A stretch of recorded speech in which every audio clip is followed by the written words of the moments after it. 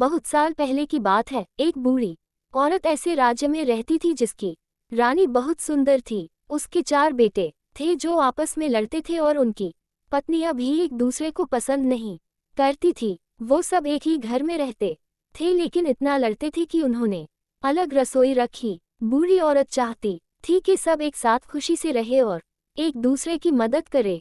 उसने धमकी दी कि वो सबको घर से निकल देगी अगर वो एक साथ मिलकर नहीं रहेंगे। उसने ये भी कहा कि पैसे बचाने के लिए एक ही रसोई रखी जाएगी। ऐसे करने से उसे इस बात की उम्मीद थी कि सब एक साथ मिलकर रहने लगेंगे। बेटे थक गए और आखिर में उन्होंने अपनी माँ की बात मान ही ली। बेटे अपनी सारी कमाई अपनी माँ को देते थे क्योंकि वो गरीब थी। एक दिन सबसे छोटा बेटा काम की तलाश में शहर गया लेकिन निराश होकर वापस लौटा। रास्ते में उसने मरे हुए सांप को देखा और उसने उसे उठा लिया क्योंकि वो खाली हाथ नहीं वापस लौटना चाहता था। जब उसकी माँ ने उससे उसकी कमाई मांगी तो उसने उसको सांप दे दी। माँ ने उसे दिलासा दिया कि वो फिर से कोशिश करे। वो सांप किसी काम का नहीं था इसलिए उसने उसे छज्जे पर फेंक दिया। उसी दिन राज्य की रानी एक सुंदर से तालाब में नहाने गई। उसने अपनी एक कीमती हार अपने नौकरानियों के पास छोड़ दिया। अचानक एक चील ने चमकती हुई हार को देखा और उसे छीन कर ले गया। नौकरानियों ने चिल्लाया लेकिन कोई मदद करने नहीं आया। रानी इतनी उदास हो गई कि उसने ऐलान किया कि जिसने भी उस हार को ढूंढा उसे बड़ा इनाम मिलेगा। उड़ते हुए चील ने बुढ़िया के छज्जे पर सांप देखा और उसे समझ में आया कि सांप को तो खाया जा सकता है लेकिन वो हार किसी काम का नहीं है। उसने हार को छोड़ दिया और सांप को ले गया। अगले दिन बूढ़ी औरत छज्जे पर कपड़े डालने गई तो उसने हार को देखा।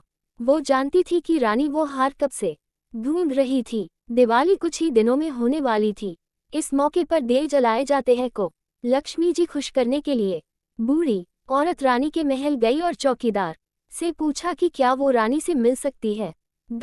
रानी ने हार को देखा तो वो बहुत खुश हो गई और उसने वादा किया कि वो बूढ़ी औरत को बड़ी रकम देगी। बूढ़ी औरत ने मना कर दिया और बोली, मैं गरीब हूँ, इतनी बड़ी रकम मैं संभाल नहीं सकती। मेरी यह इच्छा है कि दिवाली पर सिर्फ मेरे ही घर में दिए जलाए जाए और किसी के घर में नहीं। रानी थोड़ा हैरान हुई लेकिन वो इतनी खुश थी कि उसने आदेश दिया कि सिर्फ बूढ़ी औरत के ही घर में दिए जलेंगे। बूढ़ी औरत ने अपने परिवार को घर का एक एक कोना साफ करने को कहा और खूबसूरत फूल से सजाने को भी कहा।